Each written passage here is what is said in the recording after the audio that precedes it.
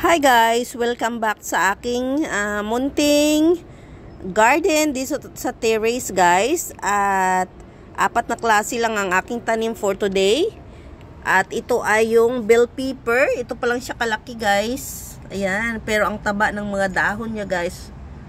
At ito naman yung mahaba na chili guys. Ayan, may bulaklak na siya, isa pa lang. So ayan.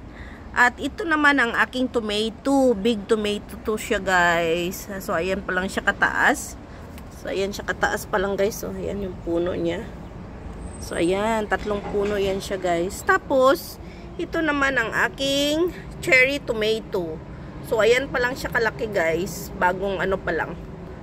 Ayan, so ayan pa lang oh. Ayan oh, ayan pa lang siya kataas. Ayan 3 puno. 4.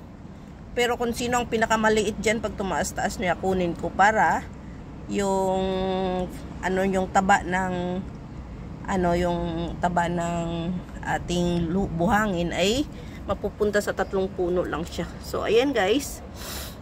At ayan ang aking small garden dito sa terrace guys. So ayan. Ayan lang. So ayun sa baba. Oh, ayan. So thank you so much for watching. Welcome back sa aking small garden.